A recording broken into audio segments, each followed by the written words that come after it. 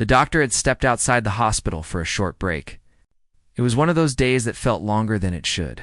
Patients kept coming, calls never stopped, and his head was heavy with decisions he had made since morning. The sun was low but still sharp, reflecting off car windows in the parking area. He loosened his coat and took a slow breath, hoping a few quiet minutes would help him reset. That was when he saw her at first. He thought it was some kind of strange joke. A woman in a white wedding dress was running across the far end of the parking lot. One heel was missing. The other was hanging loosely from her foot. The bottom of her dress was dirty and torn. Her hair, once carefully styled, had fallen apart, strands sticking to her face. She wasn't smiling. She wasn't laughing. She looked terrified. He watched her for a second, unsure if what he was seeing was real. Then she tripped and nearly fell. That was when instinct took over. He walked toward her quickly, raising his hand so she wouldn't panic more. "Are you hurt?" he asked, keeping his voice calm. She froze when she saw him. Her eyes widened, and she stepped back as if cornered. She shook her head fast, breathing hard. "Please," she said. "Don't call anyone. I just need to sit somewhere. Just for a minute." Her voice was thin and shaking. The doctor noticed her hands were trembling badly. She looked like someone who had been running for her life, not just away from a party. People were beginning to glance in their direction. A few drivers slowed down, curious. "You're not safe out here," he said gently. "Come inside. I can get you some water." She hesitated, looking around like she expected someone to appear at any moment. Then she nodded. He led her through a side entrance used mostly by staff. The hallway was quiet. The hospital smelled like disinfectant and clean sheets. She flinched at every sound. When a nurse passed by, the woman turned her face away and clutched the doctor's sleeve. "Please," she whispered again. "No one can know I'm here." He didn't promise anything, but he guided her into a small staff room near his office. It wasn't much. Just a table, 2 chairs, and a cabinet with old files. He closed the door and handed her a cup of water. She sat down slowly, like her legs might give out. She took a few small sips, then set the cup down, her hand still shaking. "Are you in pain?" he asked. "No," she said. "Just tired." He noticed a faint red mark on her wrist, like someone had grabbed her too hard. She saw his eyes move toward it and quickly pulled her sleeve down. "I didn't fall," she said quickly. "If that's what you're thinking." He nodded, choosing not to push. Years of working with patients had taught him that some people speak only when they feel ready. Outside the room, his phone buzzed in his pocket. He ignored it at first, but then it buzzed again. And again. He frowned and finally checked it. Several missed calls. A message from hospital security. Another from the front desk. A bride was missing. The doctor felt his chest tighten. He looked at the woman sitting across from him, still in her wedding dress, staring at the floor. "Is someone looking for you?" he asked. She swallowed hard. "Yes. Are you in danger?" She looked up then, and her eyes were filled with tears she had been holding back for too long. "If I go back," she said softly, "everything breaks." Before he could ask more, there was a knock at the door. The woman jumped in her seat. "Doctor?" A voice called from outside. "Security is asking if you've seen anyone strange around the building." He felt a strange weight settle in his stomach. He had followed rules his whole life. He believed in systems, in order, in doing things the right way. Yet something about the woman in front of him made it impossible to speak the truth right away. "No," he answered through the door. "Nothing unusual." The footsteps moved away. The room fell quiet again, broken only by the soft hum of the air vent. The woman let out a breath she seemed to have been holding for hours. "Thank you," she said, her voice barely louder than a whisper. He sat down across from her. "You can't stay here forever," he said. "People will keep looking." "I know," she replied. "I just needed someone to see me as a person, not a bride, not a problem." He studied her face. Beneath the smudged makeup and fear, she looked young. But her eyes carried a tiredness that didn't belong to someone on her wedding day. He asked gently. She shook her head. "If I say it out loud, it becomes real." He didn't argue. Instead, he stood and locked the door quietly. "I'm going to check something," he said. "I'll be back in a moment." As he stepped into the hallway, his phone rang again. This time, he answered. A worried voice spoke fast on the other end, describing the missing bride, the guests waiting, the growing panic. The doctor closed his eyes. He realized then that this was no longer a simple act of kindness. By hiding her, even for a short time, he had stepped into something far bigger than he understood. When he returned to the room, the woman was standing by the window, looking out at the city as if deciding whether to disappear into it. "I don't expect you to protect me," she said without turning around. "I just need time. Just a little." He nodded slowly. What he didn't tell her was that seeing her had stirred something deep inside him, a memory he had worked hard to bury, a case from years ago. A choice he made when he thought no one would ever connect the dots, as alarms rang faintly in the distance and voices grew louder outside. The doctor understood one thing clearly. This woman didn't just run into his hospital. She ran straight into his past. The woman stayed by the window for a long time, staring at the city lights that were beginning to blink on as the evening fell. The doctor didn't interrupt her. He knew that trying to force answers from someone in her state would only make things worse. Silence can be as powerful as words sometimes, he reminded himself. After a few minutes, she sank into the chair again, wrapping her arms around herself. Her body shook slightly, not from cold, but from exhaustion and fear. The doctor handed her another cup of water. She accepted it silently, taking a slow sip, then set it down, staring into the bottom of the cup like she was searching for answers there. "Can I ask you something?" the doctor said cautiously. She looked up, eyes wary. "Did someone hurt you? Did something happen at the wedding?" She shook her head rapidly, but there was a hesitation in her movements that made him pause.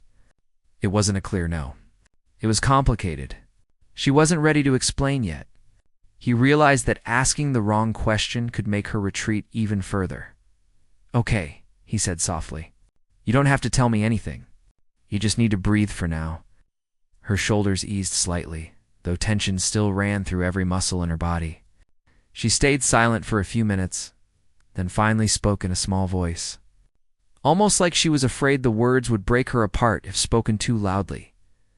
"I couldn't go through with it," she said. He nodded, understanding more than he let on. "Do you want to talk about why?" She shook her head again. "Not yet. It's complicated. If I say it out loud, everything becomes real, and I'm not ready for that."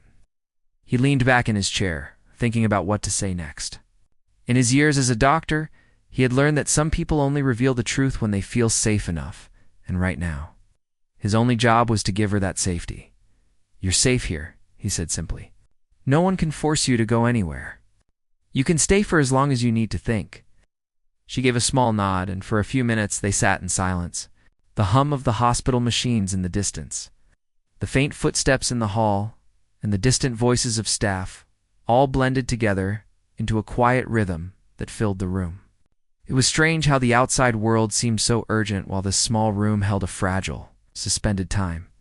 Finally, she looked at him directly, eyes full of fear and something else he couldn't quite name. "If they find me, my life, everyone's life, it changes forever. I can't go back. I just can't." The doctor felt a pang of sympathy. She wasn't just a bride. She was a human being caught in an impossible situation. Her fear was real. It wasn't drama or a momentary panic. It was something deeper, something that went beyond the wedding day. "I won't let anyone know you're here," he said. "Not until you're ready to face them." She swallowed hard, trying to steady herself. "You don't understand. Even if I go back, I can't pretend. I can't lie. And if I stay away, they'll never forgive me." He stayed quiet, realizing that any advice he could give would probably sound hollow. Sometimes all a person needed was to be seen, to be heard, to know they weren't alone. He was not just her doctor in that moment. He was the only person she trusted enough to let stay with her. "Do you want me to call someone?" he asked after a pause. "A friend, a family member, anyone you trust?" She shook her head. "No, if anyone knows, they'll find me. I need to figure this out alone." He understood, though it made his own heart ache. She was isolating herself, but he couldn't force her to let anyone in. He decided not to push. Instead, he offered a small, quiet smile. "Then we'll just sit here. You don't have to explain anything right now." The evening went on, and the sky outside turned dark. The soft glow of the city lights mixed with the pale fluorescent lighting in the room. She moved slightly, curling her legs under her on the chair. She looked fragile, like a porcelain figure about to shatter. But at the same time, there was a small flicker of strength in her eyes that the doctor noticed. "Why me?" she asked suddenly. He blinked. "Why me?" "Yes. Why did you stop me? Why didn't you just let me run?" He considered the question. "Because I've seen too many people suffer alone. Sometimes you just need someone to show you that it's okay to take a breath, even when everything feels impossible." Her lips pressed into a thin line. She didn't smile, but there was a flicker of recognition in her eyes. "I think I needed that," she said quietly. He nodded, understanding that it was more than just physical safety she had needed. She needed someone to see her fear without judgment, to acknowledge her struggle without pushing her to face it before she was ready. Hours passed in quiet. They didn't speak much.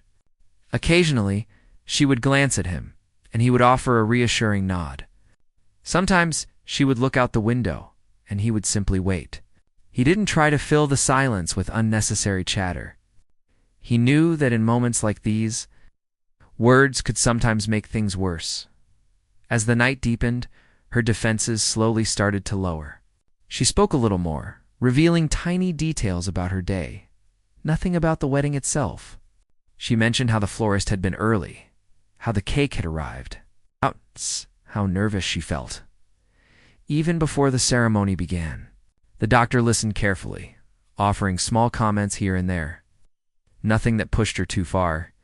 Eventually, she leaned back in her chair, exhausted. "I don't know how long I can keep running," she whispered. "You don't have to decide anything right now," he said. "Tonight, you just rest. Tomorrow, we can think about the next step." Her eyes closed briefly. When she opened them, she looked a little calmer, a little more settled. It was fragile, but it was progress. Then, without warning, she shivered and looked away. "There's something I need to tell you," she said quietly. "It's about why I ran. But it's complicated. I'm scared you might not understand." The doctor leaned forward slightly, careful not to make her feel pressured. "Try me," he said gently. She swallowed, gathering courage. "It's not just me," she said. "If I go back, if I say yes, it doesn't just affect me. It affects others. In ways you can't imagine." He nodded slowly, signaling that he was listening. "I understand. I'll listen." No judgment. She hesitated again, the room thick with tension and fear. Then she spoke, each word weighed down by the burden she had carried alone for hours. "I ran because I found out something about someone close to me, someone who's supposed to protect me. And if I married him, I would be living a lie. Everyone would be living a lie." The doctor felt a knot tighten in his chest. This wasn't just a bride running from a wedding. This was a human being trying to protect herself and others from a truth that was bigger than anyone else in the room. "I don't know what to do," she whispered, tears welling in her eyes. "You don't have to figure it out tonight," he said softly. "Tonight, you only need to breathe. Tomorrow is another day, another chance." For a long while, they sat together, the quiet in the room broken only by the soft sounds of the hospital night shift.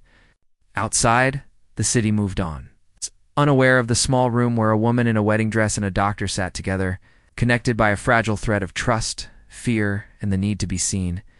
It was a long night. And for the first time in hours, she felt that maybe, just maybe, she wasn't completely alone. Morning came slowly, and the light filtering through the blinds made the small room look almost peaceful. The woman in the wedding dress had slept for a few hours in the chair, head resting on her arms, and her breathing was steady. The doctor watched her quietly, making sure she was okay. He had decided not to wake her too early, knowing that sleep might be the first thing to give her some clarity. She stirred slightly as he approached, rubbing her eyes and straightening her dress. She looked tired, but there was a spark of determination now that hadn't been there the night before. The events of the previous evening weighed on both of them, though differently. She carried fear and uncertainty, while he carried the responsibility of knowing she was hiding in his hospital. "Good morning," he said softly. She gave a small nod, a faint smile touching her lips. "Morning," she replied. "I didn't expect to sleep."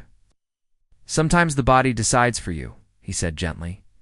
They moved slowly into a quiet conversation, speaking carefully, as if each word might tip the delicate balance of trust between them. She began to tell him more about why she ran, not about the wedding directly, but the undercurrents that had forced her to escape. Her voice was low, hesitant, yet firm, as if saying the truth out loud was both relief and burden at once. "I found out something about my fiancé," she began. "Something I wasn't supposed to know. I don't think anyone else knows, not really. And I realized that if I went through with the wedding, it wouldn't just affect me. It would affect everyone around me. It would change lives, and not in a good way." The doctor listened carefully, nodding occasionally to let her know she was being heard. He didn't push, didn't interrupt. Sometimes people need to hear themselves speak the truth more than they need someone else to fix it. "I don't want to hurt anyone," she continued. "But if I stay silent, if I pretend, it will be worse. Everyone will think everything is fine, and it won't be. I can't do it. I can't pretend. I can't lie to the people who trust me." He understood. He had treated many people over the years who carried secrets, and he knew how heavy that burden could be. It could break someone from the inside. Even when everything on the outside looked perfect. "You did the right thing," he said quietly. "Running doesn't make you weak. It means you care enough to do what is right, even if it's hard." Her eyes met his briefly, full of gratitude and doubt intertwined. "But now, everyone will know I disappeared. The wedding, the family, the guests. They'll wonder why. They'll be angry. They'll be hurt. I didn't just escape a wedding. I escaped a life built on a lie." "Yes," the doctor said. "And now you have a choice. You can think about what you want, not what others expect. It's terrifying, but it's also freeing."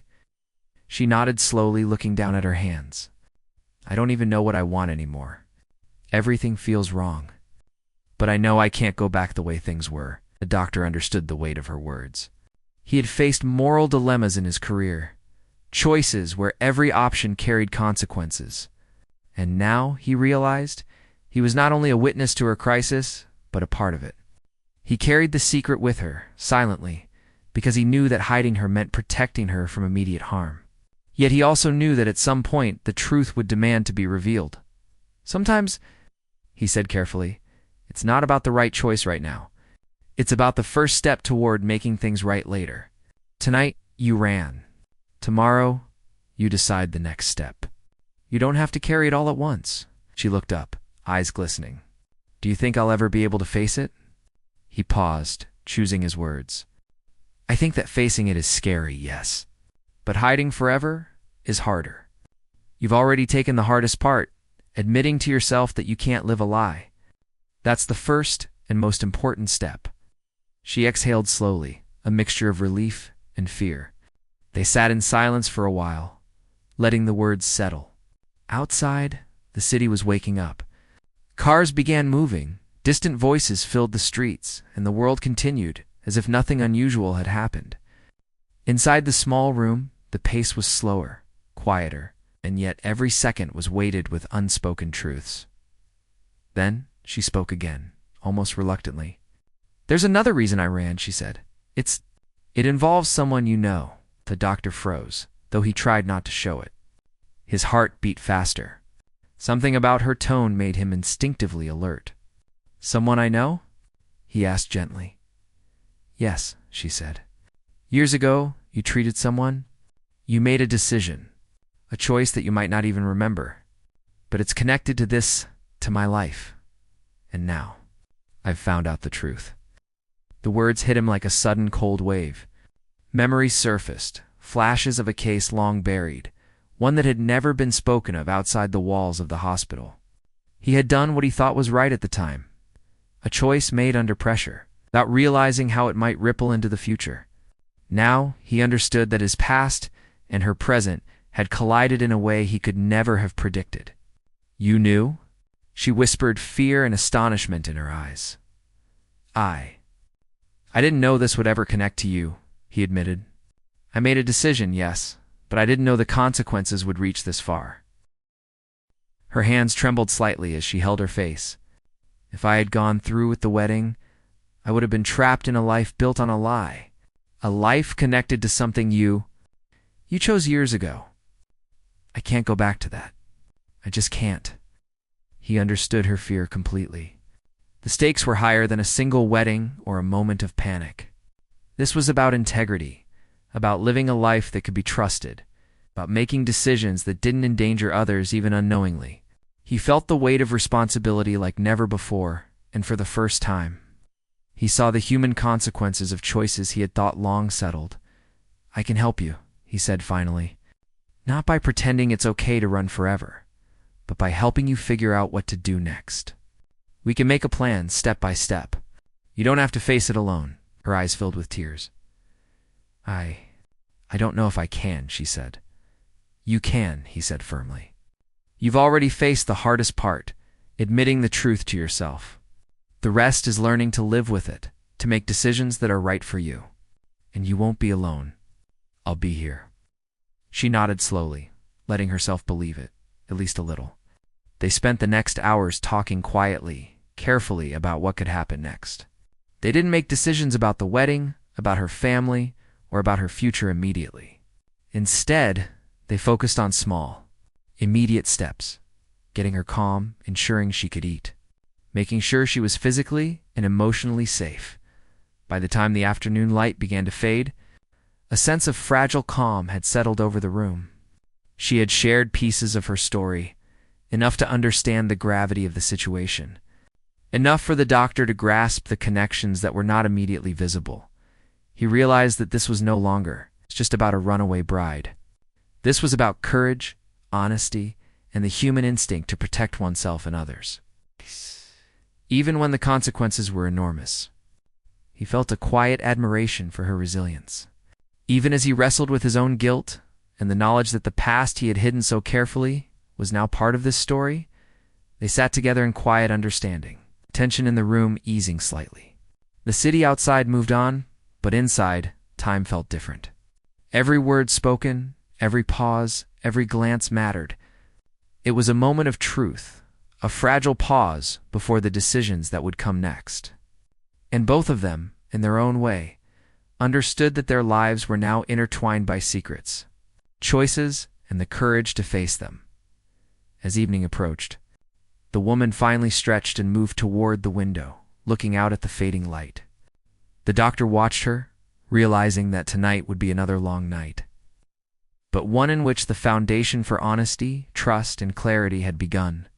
And for the first time since she had run, she felt like she could breathe without the immediate fear of being caught or judged. She had taken the first steps toward facing her life with all its tangled truths. And she wasn't alone. The next morning brought a sense of urgency neither of them had wanted, yet it was unavoidable. News of the missing bride had spread quickly. The hospital lobby was unusually busy with questions, whispers, and anxious looks. Staff were on edge, and security personnel patrolled the halls more frequently. The world outside had already begun to close in, but the woman remained in the small staff room. Trying to gather her thoughts and courage, the doctor sat quietly across from her. Aware of the tension that had built overnight, he knew it was only a matter of time before the outside world forced its way in. He decided to speak first, carefully, to prepare her. "They're going to start asking questions soon," he said. "Security, family, the police. People will want to know where you are." She looked down at her hands, fingers intertwined tightly. "I know, I've been thinking about it all night. I don't know what to say. I don't even know if I should say anything. I don't want to hurt anyone, but hiding isn't a solution forever." He nodded. "You're right. Hiding can't last. But we can control how the truth comes out, step by step. You don't have to face it all at once." Her eyes filled with tears again. "Step by step. But what if they hate me? What if they think I ruined everything?" "They might," he admitted. Some people will be hurt. Some will be angry. But others will understand why you did it. The important thing is that you acted from truth, not fear. That's worth something." The woman let out a slow, shaky breath, leaning back in the chair. For the first time, she allowed herself to consider the possibility that she could face the consequences without collapsing under them. The doctor's calm presence was a stabilizing force, a reminder that she was not completely alone in this. A knock at the door startled them both. The doctor went to answer it carefully. Through the small window, he could see 2 security officers waiting, their expressions serious but not threatening. He stepped back inside and closed the door behind him. "What's going on?" she whispered, panic flickering in her eyes. "They're asking questions," he said softly. "We need to be careful. You're safe in here, but we can't hide forever." Ow. The officers waited patiently in the hallway. The doctor stepped back out and spoke quietly with them, explaining that she had not left the building but needed a few moments of privacy due to emotional distress. They understood but made it clear they would have to check in again soon. When he returned to the room, she was pacing lightly, trying to release the tension. "I can't stay here forever," she said. "I need to figure out what to do." "I know," he said, "and we will. But first you need to calm yourself. Take a deep breath, focus on what you can control right now, and then we can think about the next steps." She nodded, taking a deep breath as instructed. Slowly, the panic eased, replaced by a cautious sense of determination. She understood that hiding had only delayed the inevitable. Facing the truth, while terrifying, was the only way to regain control of her life. Over the next few hours, the doctor helped her prepare for what was coming. They discussed how to speak to her family, how to explain her disappearance without creating unnecessary panic, and how to maintain honesty without revealing every detail at once. He emphasized the importance of pacing herself, of giving information carefully so that it could be received without overwhelming anyone. "You need to remember," he said gently, "that you are human. You made a choice based on what you knew and what you felt was right. Others may not understand immediately, but that doesn't make your choice wrong." She listened, absorbing his words, and began to plan her approach. She knew it would not be easy, but for the first time since she had fled, she felt a sense of agency. She could decide how the story would unfold, rather than being swept along by panic and circumstance. When the afternoon arrived, the first visitor came. It was a close family member, someone she trusted. They had been frantic since the morning, calling, searching, and fearing the worst. The doctor introduced them quietly, then stepped aside. Giving the woman space to speak, she took a deep breath and began to explain. Her voice trembling at first but growing steadier. She admitted to running, to her fear, and to the reason she could not go through with the wedding.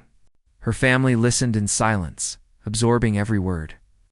At first, there was shock, then questions, then moments of anger and disappointment. But slowly, they began to understand her perspective. The doctor watched from a distance, heart pounding. He knew that this was the pivotal moment, the point at which truth met consequence. He had done what he could to prepare her, but ultimately, this confrontation was hers alone. She had to navigate it, own it, and live with it. Hours passed as the family processed the information.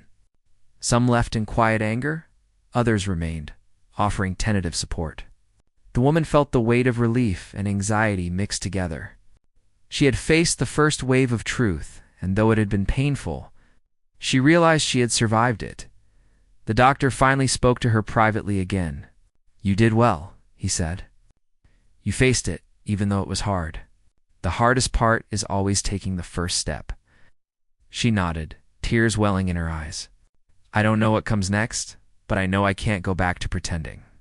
I can't live that life. And somehow, that feels like freedom." He smiled gently. "It is. Freedom isn't always easy. Sometimes it's heavy, but it's always worth it." Later that evening, the hospital quieted. The visitor traffic decreased, and the world outside seemed to resume its usual rhythm. The woman and the doctor sat together again, this time in a different room, one with a window overlooking a small garden. The sunlight fading through the trees cast a warm glow, and for the first time, there was a sense of calm. She looked at him, eyes filled with gratitude. "Thank you," she whispered, "for not judging me, for helping me, even when it was complicated." He shook his head. "I didn't help you because it was easy. I helped you because it was the right thing to do. That's all any of us can do in life." She nodded, letting herself lean back, relaxed for the first time in what felt like days. The weight of secrets, fear, and uncertainty had not disappeared, but it had shifted. It was now something she could manage, something she could face one step at a time, rather than something that consumed her completely. That night, she slept with a sense of tentative peace. She knew the days ahead would bring challenges, difficult conversations, and decisions she could not avoid. But she also knew she had faced the hardest part, confronting her own fear and making a choice based on truth. The doctor, too, felt a quiet satisfaction. Knowing that he had guided her safely through the first stages of a very complicated ordeal, outside, the world continued its relentless pace. But inside the hospital, a small victory had been won. Honesty had begun to take root, and though the road ahead was uncertain, the foundation for a new life, free of lies and fear, had been laid. The following morning, the hospital was quieter than usual. The woman, now feeling a fragile sense of control, moved about the room slowly, gathering herself for what lay ahead. The past days had been a whirlwind of fear, confusion, and revelation. She had confronted her choices, faced her family, begun to understand the importance of living honestly, even when honesty came with pain. The doctor watched her quietly, noticing the subtle changes in her posture, the steadier rhythm of her breathing, and the quiet determination that had begun to take root. "You ready?" he said softly, more as an observation than a command. She nodded, though her eyes still held traces of doubt. "I think so," she replied. "I can't control everything, but I can control what I do next."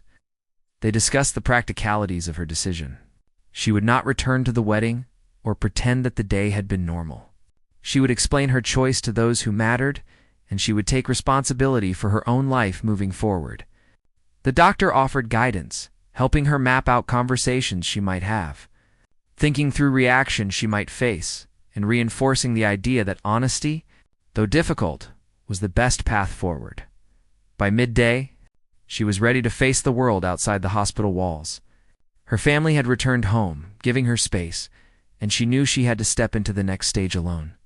The doctor accompanied her to the entrance, standing beside her as they looked out at the bustling streets. "You don't have to be perfect," he reminded her. "You just have to be true to yourself." She took a deep breath, feeling the cool air on her face. "I'll try," she said. "I think that's all anyone can do." She left the hospital. The city seemed both familiar and entirely new. Every step she took was measured, conscious, and filled with the awareness of the choices she had made. She was no longer running out of fear, but walking forward with intent. Understanding that the truth would guide her through whatever came next, the doctor returned to his work, the hum of hospital life welcoming him back. Yet he carried a quiet awareness of the role he had played in the woman's journey. It was not just professional. It was profoundly human. He had witnessed courage, fear, and the struggle to act rightly despite uncertainty. He had also been reminded that the decisions made in the past, even those long buried, could echo in ways that demanded acknowledgement and responsibility. The woman navigated the days, following her escape with careful attention. Conversations with her family were tense at times, emotional at others, but she maintained her honesty. Explaining her reasons and acknowledging the pain her actions had caused, slowly, understanding began to emerge. Relationships that seemed fragile were strengthened, not because the problems disappeared, but because the truth allowed for real connection. She found herself reflecting often on the events that had led to her decision. The fear that had driven her to run, the realization of hidden truths, and the quiet guidance she had received in a small hospital room had all converged into a life-changing experience. She understood that the choices she had made, difficult as they were, had opened the door to a new kind of freedom, the freedom to live authentically. The doctor, meanwhile, continued his work, but the encounter stayed with him. He thought about the responsibilities that came with knowledge, the consequences of decisions made under pressure, and the profound impact a single act of compassion could have. In helping her, he had also learned more about himself, the ways in which human lives intersect, how past actions ripple into the present, and the importance of acting with integrity even when outcomes are uncertain. Weeks passed. The woman adjusted to a life reshaped by her choice. She pursued her passions, reconnected with friends, and slowly built a new rhythm. She remained in touch with her family, finding new ways to communicate, new understanding of boundaries, and a renewed sense of self. The experience had left scars, but also insight, resilience, and a deeper appreciation for honesty and courage. One evening, she visited the hospital, not for medical reasons, but to see the doctor who had been a silent witness to the pivotal moment of her life. She found him in his office, reviewing patient files. The quiet focus of his work, undisturbed by the world outside. "I wanted to thank you," she said softly. He looked up and smiled, a small, knowing expression. "I didn't do much," he said. "Yes, you did," she replied. "You gave me space to be honest, to breathe, to face the truth. That changed everything." He leaned back, considering her words. "I'm glad," he said. "Sometimes the best we can do is simply be present, even when the situation is complicated. And you were brave enough to take it from there." They spoke quietly for a while, reflecting on the events, acknowledging the weight of choices, and the lessons learned. It was not a triumphant moment in the conventional sense. There was no celebration, no fanfare. Instead, it was a quiet recognition of courage, integrity, and the human capacity to navigate fear and uncertainty with honesty.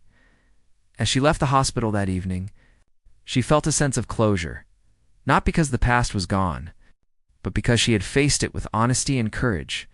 She had learned that running had been an act of survival, but facing the truth was an act of growth.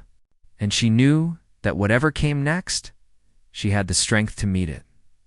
The doctor returned to his duties, carrying with him the reminder that every day lives intersect in unexpected ways. A single act of compassion, a patient ear, or a moment of trust can ripple outward, changing the course of lives in ways no one can predict. And sometimes, the lessons learned from guiding another person are the ones that shape us the most. The story of the bride who ran, and the doctor who helped her find the courage to face the truth, became a quiet memory between them. It was not a tale of drama or spectacle, but of human resilience, honesty, and the transformative power of empathy. And in that quiet, shared understanding, both of them carried a deeper sense of what it means to act rightly. Even in the face of fear and uncertainty, months had passed since the events at the hospital.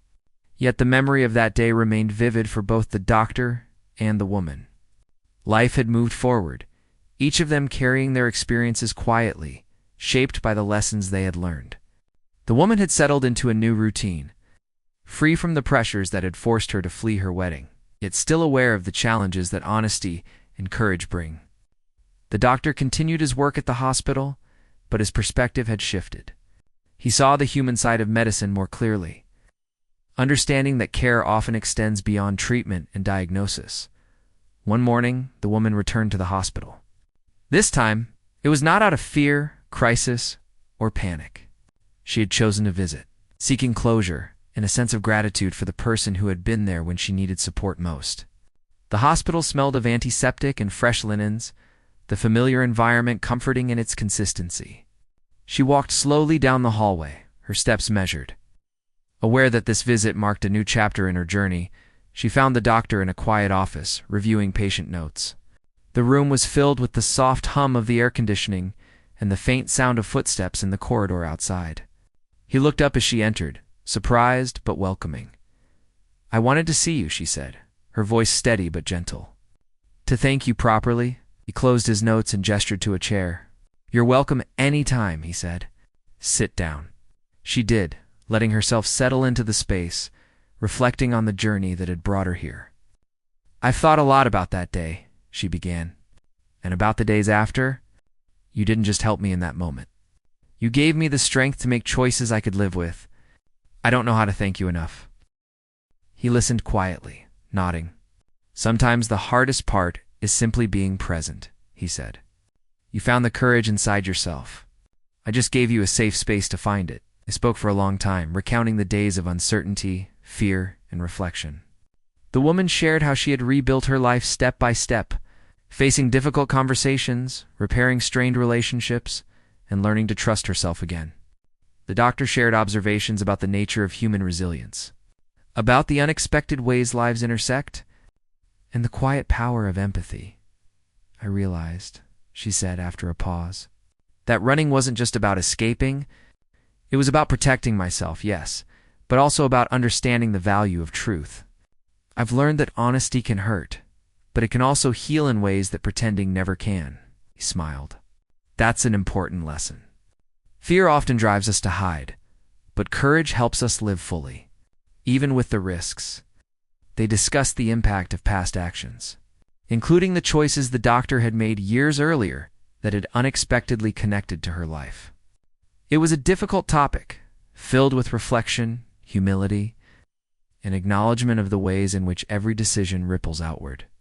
Yet, in this discussion, there was no blame, only understanding and a shared recognition of responsibility as the conversation deepened. The woman spoke of the changes she had made in her own life, the priorities she had set, and the values she now held most dear. She had chosen to surround herself with people who supported her, to pursue work and passions that brought her fulfillment, and to embrace honesty as a guiding principle. The doctor listened, appreciating the strength and maturity she had gained through her experiences. You've grown a lot since that day, he said quietly. It's not easy to face fear, to confront the past, and to make choices that align with who you truly are. Most people never get that far. She looked at him, eyes bright but thoughtful. I couldn't have done it alone, she admitted.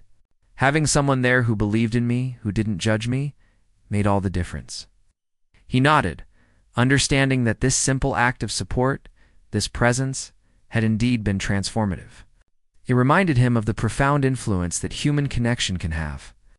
Often more than any technical skill or intervention, they moved to lighter topics, sharing stories from the months since the incident, recounting small moments of triumph and challenge. Laughter emerged between them, genuine and unforced, a sign that healing and perspective had taken root. It was a rare kind of relief, the kind that comes from surviving something difficult and realizing that the weight of fear has lessened. Later, they walked through the hospital courtyard together. The sun was warm, the air filled with the sounds of the city beyond the walls. The woman felt a sense of closure she had not expected to find. She understood that while the past could not be changed, her response to it had shaped her future in meaningful ways. She had taken control of her life, embraced honesty, and discovered resilience she had not known she possessed. As they parted ways, she paused and turned to the doctor. Thank you, she said again, softly but sincerely, for everything. You taught me that courage isn't about never being afraid. It's about acting despite fear. He smiled. And you taught me that compassion is as important as knowledge. Sometimes being human matters more than being right. She walked away feeling lighter, ready to embrace the next chapter of her life. The doctor returned to his work, quietly reflecting on the ways a single encounter can alter lives profoundly. Both had changed, carrying forward the lessons learned from fear, truth, and the power of human connection. Months would pass, and the story of the bride who ran and the doctor who guided her would fade from immediate memory, yet the impact would remain. She would continue to face life with honesty and courage, and he would continue to practice his profession with renewed awareness of the human heart behind every patient. Their encounter had been a reminder that sometimes the most meaningful work is not in fixing problems, but in standing alongside someone as they confront their own challenges. In the quiet moments, each would remember the day that had seemed impossible, the night of fear and revelation, and the steps that led them to understanding and growth. The world outside moved on, yet inside, both had discovered something lasting. That bravery is often found in unexpected moments, and that human connection, trust, and empathy can change the course of a life more than any plan or expectation ever could.